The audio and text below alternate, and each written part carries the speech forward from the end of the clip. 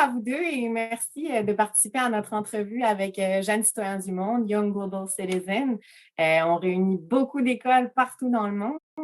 Je vais commencer par un peu donner une petite introduction sur votre groupe, ce que vous faites, etc. Donc, Lunis, c'est un duo musical électropop français de Fouesnant, en Bretagne. C'est un groupe composé de Lorraine Bourvon et de Louis Mevel. Vous avez tous les deux participé à la compétition Star Academy en 2013. Star Academy, pour expliquer un petit peu à tout le monde, c'est la plus grande émission de télé-réalité musicale en France, l'équivalent d'American Idol, on pourrait dire. Lorraine, c'est toi qui as gagné, félicitations. Merci. Le duo a connu un début de carrière explosif après avoir sorti vos premières musiques originales en 2019. Avec déjà plus de 10 millions de flux sur Spotify et des millions d'autres sur d'autres plateformes. Vous êtes régulièrement impliqués dans des collaborations artistiques et vous avez travaillé avec de nombreux autres artistes. Cette année, les profs de français du monde entier qui participent à la compétition Manie musicale se sont régalés de votre chanson « J'aimerais danser ». Alors, Lorraine et Louis, merci de prendre le temps de parler avec nous aujourd'hui. On est ravis de vous avoir avec nous. On va maintenant commencer avec 4 questions qui viennent de classes qui participent à la compétition Manie musicale. Alors, on va commencer avec mon Arata High School à Top Shame dans le Maine, États-Unis. On vous écoute. Vous pouvez vous unmute. Bonjour. Bonjour Louis, Lorraine. Bonjour Lunis. Malheureusement, je n'ai pas mes élèves avec moi en ce moment. C'est ma classe de préparation de cours. Et je pensais les avoir. Et en fait, c'est la classe qui vous aime le plus. C'est mes élèves les plus jeunes, les débutants de français. Ils adorent et ils chantent toujours le refrain de J'aimerais danser. Et ils sont très, très tristes parce qu'ils disent que c'était la meilleure chanson de toute la Manie musicale. Et, mais j'ai mal calculé mon coup là avec l'heure. Et en fait, je vais les avoir dans 1 heure. Mais bon, vous leur ferez des bisous. Des bisous je leur ferai des bisous de votre part, oui. Et puis, je leur montrerai la vidéo plus tard. Mais, et puis, on fait une autre chanson de vous maintenant en classe, on fait Grandir. Trop bien. Et aussi, très bien comme chanson, ils aiment beaucoup. Et c'est vraiment, c'est du vocabulaire adéquat pour leur niveau en plus, vos chansons, donc c'est vraiment super. Donc, voilà. Donc, les 2 questions qu'on avait préparées, la première, c'est vous vous êtes rencontrés comment? Alors, notre rencontre, c'était en 2010. Ouais, en 2010. Donc, ça fait 12 ans. Et en fait, j'étais sur Internet et je regardais des vidéos de musique, donc différents chanteurs. Et je suis tombé donc, sur une vidéo où Lorraine chantait. Et donc, j'allais passer à la vidéo suivante, quand en fait, juste en dessous, j'ai vu concert à Quimper. Et Quimper, donc c'est une ville juste à côté de chez nous. Et donc, je me suis dit, elle est du coin. Et donc, j'avais adoré la vidéo aussi, il faut le dire. Et donc, je l'ai invité à partager un concert avec moi. Et donc, on a fait des chansons chacun de notre côté. Et on s'est rendu compte qu'on en avait une en commun. Et donc, on a chanté cette chanson à la fin tous les deux ensemble. Et tout de suite, ça a vraiment matché entre nous. Il y a quelque chose qui s'est passé. C'était un peu comme dans les films. Enfin, on ne peut pas trop l'expliquer, mais il y a vraiment eu une vraie symbiose. On a fait des harmonies sans avoir travaillé la chanson avant. Et d'après, on a continué à faire des duos ensemble et jusqu'à aujourd'hui, quoi. Waouh! Donc, vous chantiez séparément avant, donc? Oui. Alors, moi, du coup, j'ai commencé les concerts quand j'avais, je pense, 13-14 ans dans les concerts de l'école. Et toi, tu as commencé quand tu avais, je pense… 17-18 ans. 17-18 ans. Dans les bars. Du coup, on a commencé quasiment en même temps, finalement, les concerts. Et puis, on s'est rencontrés genre 3 ans après. C'est ça. Wow. Donc, c'était, comme on dit en anglais, it was made to happen. C'était, ça allait se faire, évidemment. Voilà. C'est le destin. Le destin. Ouais. Et puis, alors, l'autre question, c'est est-ce que vous pouvez parler un peu de la Bretagne? Parce que les élèves, on leur apprend les régions de la France, évidemment. Et donc, décrivez un peu la Bretagne. Pour un Américain, comment est-ce que vous pouvez présenter la Bretagne? Alors du coup, pour un Breton, c'est pas très compliqué de parler de la Bretagne parce qu'on est extrêmement fiers d'être Breton. Je sais, Donc, oui, oui. en fait, la Bretagne, on est à la partie ouest de la France. Donc, on est vraiment le nez de la France, c'est le bout. Et plus précisément, nous, on habite dans le Finistère. Donc, Finistère, la traduction, c'est bout de la terre. Donc, on est vraiment oui. au bout du bout. Et du coup, pour nous, on est genre à 5 minutes des plages. Donc, on est bien, on est tout près de la mer et c'est quelque chose qui est très important pour nous. On a essayé de vivre à Paris pendant quelques temps, mais l'environnement ici nous manquait beaucoup trop. Mhm. Et du coup, on habite la région aussi des crêpes, du cidre, du kouign-amann. Donc, le kouign-amann, pour ceux qui ne connaissent pas, parce que les crêpes, ça va, mais le kouign-amann, c'est un mélange de beurre, de sucre, de farine, Il y a beaucoup de beurre. énormément beaucoup de beurre. En fait, kouign-amann, c'est en breton, ça veut dire gâteau au beurre. Donc, comme ça. Ben voilà. Ça dit Donc, tout. oui, c'est une des spécialités d'ici. On Et après, est une au région niveau très verte aussi. Et au niveau des paysages, la Bretagne, on l'appelle souvent la petite Islande. C'est vraiment, c'est des paysages très variés mais en plus, en fait, mais pas grandi, pas, on va dire, c'est pas gigantesque comme en Islande, mais ça rappelle un peu l'Islande, mais en plus petit. D'accord. Et donc, quand vous voulez aller dans une grande ville, vous allez à Quimper, c'est la grande ville à côté de chez vous? C'est la plus proche. Donc, Oui. nous, on est à 20 minutes à peu près. Sinon, il y a Mhm. Brest qui est pas bien loin, qui est un Mhm. peu plus pluvieuse. Mais sinon, ouais, la grande ville à côté, c'est Quimper. Et la vraiment grande ville la plus proche, c'est Rennes. D'accord. Ah bah bien sûr, oui, d'accord. Ben, merci beaucoup. Bah, Merci. à vous. Merci. Très content de vous avoir rencontré. Pareil, merci. Ils ont les chapeaux ronds, vive la Bretagne! Ils ont les chapeaux ronds, Bravo. vive les Bretons! Merci, Cynthia. Ça, c'est une Bretonne, ça. Non? Même pas. Non, Cynthia, Oh t'es là pas là. Ah si, mon grand-père était breton. Ah bah voilà. Voilà. Je savais qu'il y avait. Voilà, je suis né à Paris, mais mon grand-père était breton, donc je connais bien les chansons. OK, ben merci, Moarata High School, pour vos questions. On passe maintenant au lycée Watertown, in Watertown, au Connecticut, aux États-Unis. On vous écoute. We have to wave. Woo! Bonjour. Bonjour Lorraine, bonjour Louis. Bonjour. Je vais ralentir un peu parce que je suis avec des élèves. Première question. Vous écrivez et vous chantez en français et en anglais. La question, quel défi linguistique rencontrez-vous quand vous traduisez vos chansons françaises en anglais? Alors du coup, le défi, il n'est pas vraiment pour nous, parce que nous, en fait, on écrit nos chansons en français, et en fait, on a un public assez large à l'étranger, et on voulait que notre public qui ne parle pas français puisse comprendre le message de nos chansons, mais ce n'est pas de la traduction littérale, c'est-à-dire qu'on a demandé à un de nos amis qui s'appelle Kiran Ramdin, qui lui écrit incroyablement bien en anglais, de faire une chanson par exemple, pour J'aimerais danser, on lui a dit, c'est une chanson sur la crise environnementale, sur les petites choses qu'on pourrait perdre si on ne faisait pas attention à notre planète. Et pour grandir, par exemple, on lui a dit, c'est une chanson sur les introvertis. Mais on lui a jamais dit, fais un texte littéral qui raconte exactement la même chose. C'est-à-dire que c'est vraiment un artiste et on ne voulait pas le limiter, en fait, dans sa création. Et du coup, je pense que le défi pour lui, pour le coup, je peux répondre pour sa part, parce que ce qui est très compliqué, c'est que les morceaux existent déjà, c'est-à-dire que le rythme du chant existe déjà, et qu'il faut écrire un texte qui va matcher parfaitement avec le nombre de pieds de la chanson. Donc ça, c'est un exercice très compliqué pour un auteur, mais il fait ça à chaque fois extrêmement bien.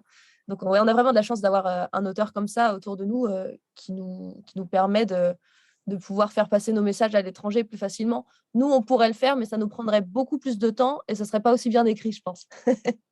OK, c'est pour les étudiants, éviter de faire des traductions littérales, mot par mot, mais une traduction holistique. C'est ça, exactement.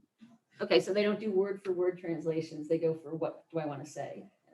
OK, et deuxième question. Vous, par exemple, vous êtes exemplaire d'utilisation des réseaux sociaux pour promouvoir vous. Est-ce que vous avez rencontré des positifs ou des négatifs, des expériences positives ou négatives sur les réseaux sociaux qui ont influencé votre usage des réseaux sociaux? Et est-ce qu'il y a des leçons pour nos élèves, nos jeunes?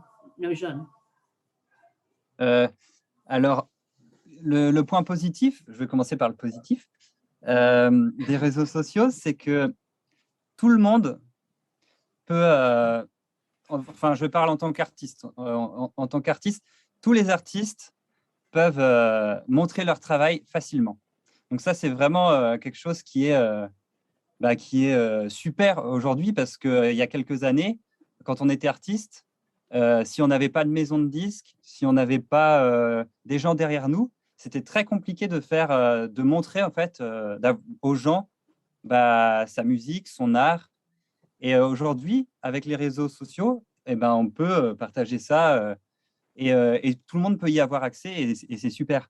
Après, du coup, ça a aussi un côté négatif parce que Tout le monde peut y avoir accès. voilà, c'est aussi le négatif, c'est que comme tout le monde y a accès, eh ben, il peut y avoir, voilà, en fait, on s'exhibe, donc on se soumet au jugement des autres, donc il peut y avoir aussi des retours négatifs.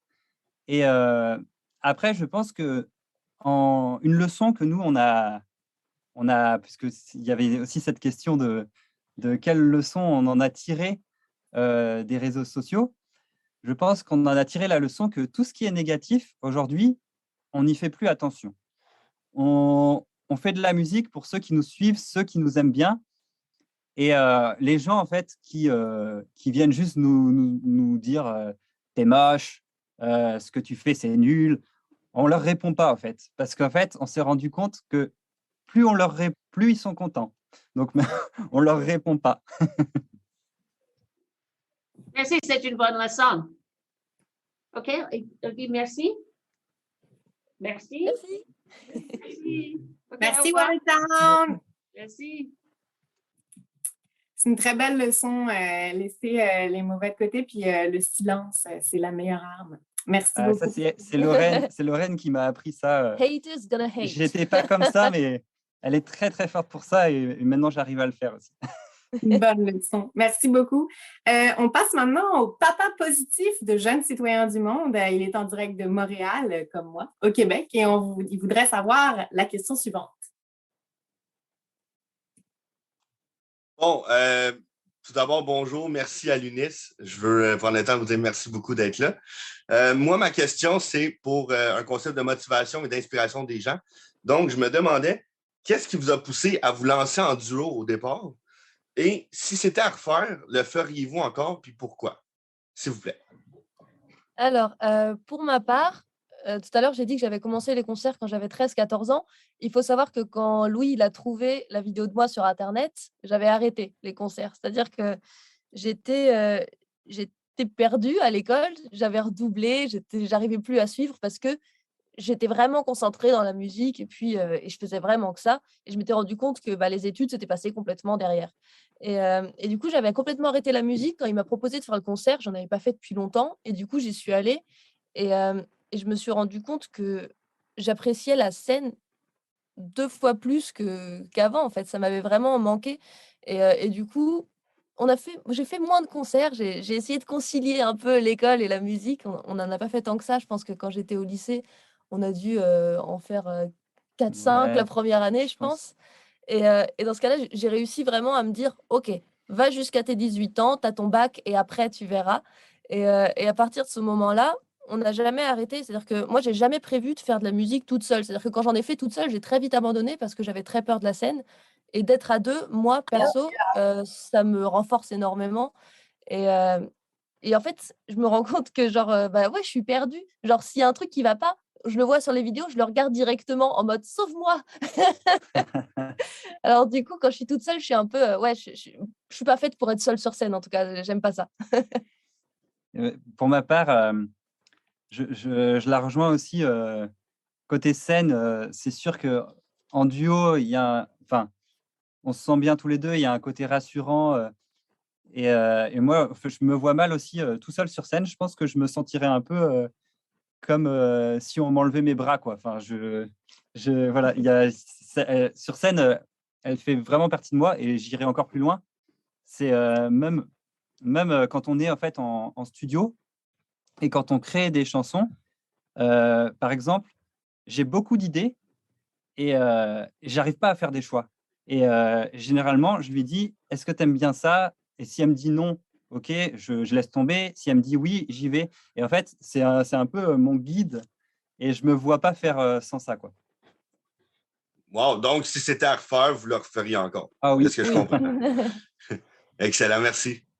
Merci. Merci beaucoup. On retrouve la symbiose, hein, même dans la façon dont vous travaillez, même après votre première rencontre. Ça a l'air d'être une vraiment belle symbiose. Merci beaucoup.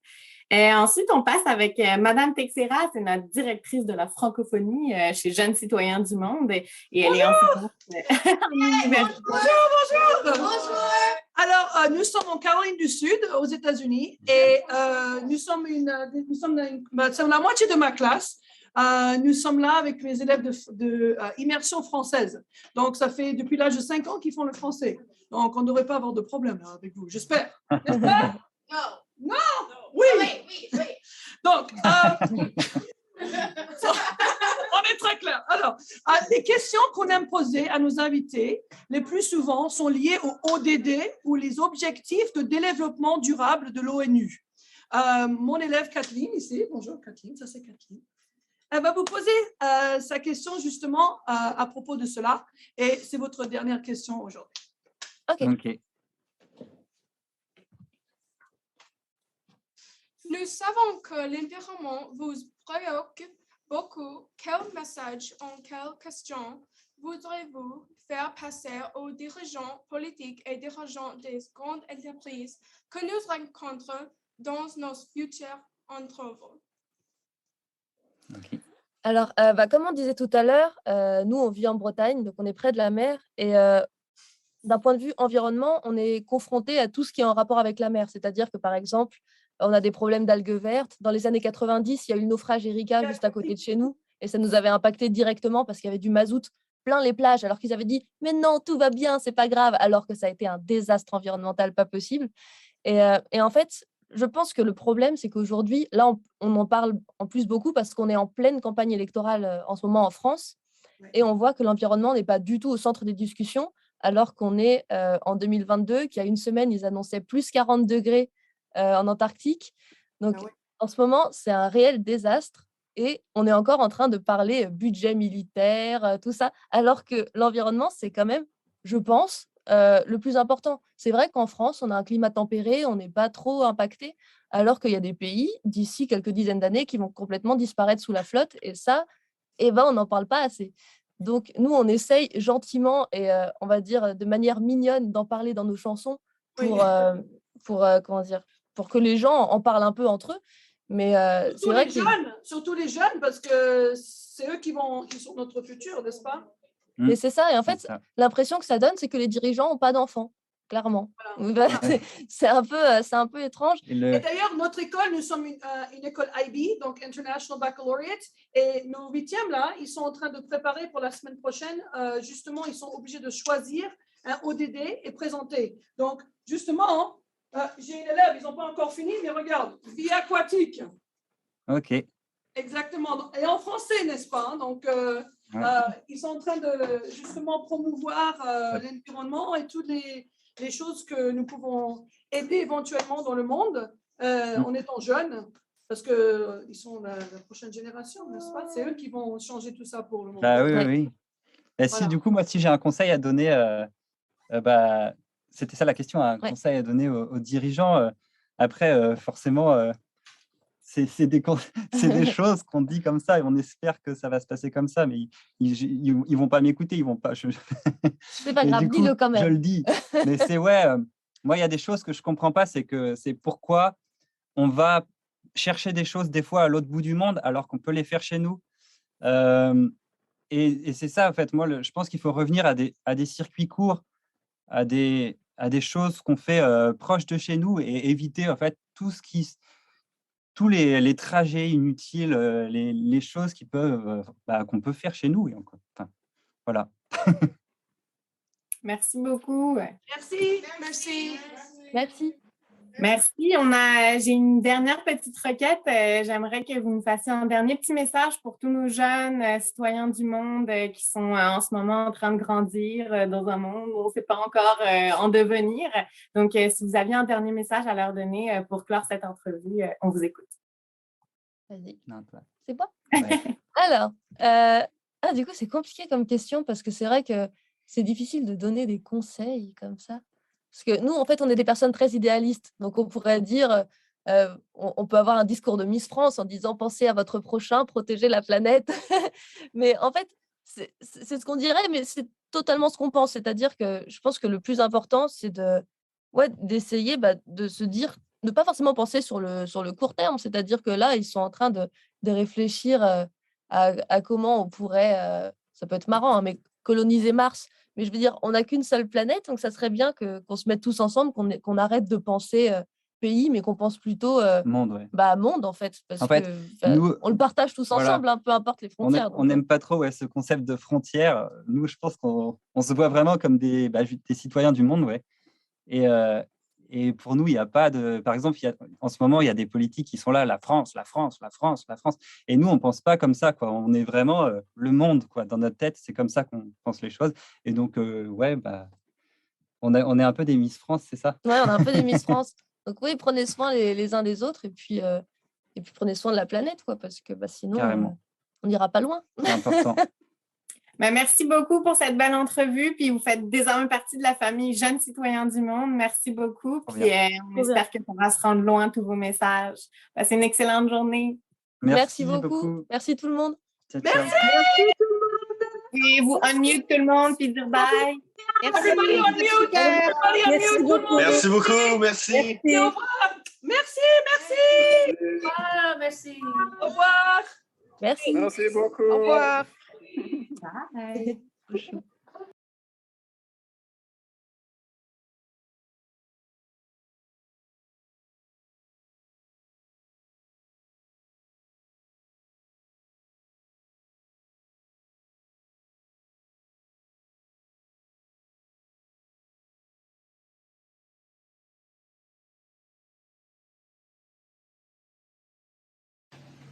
Bum ba da dum bum bum ba da ba da da da bum bum bum ba ba da bum ba ba da bum bum bum bum bum bum.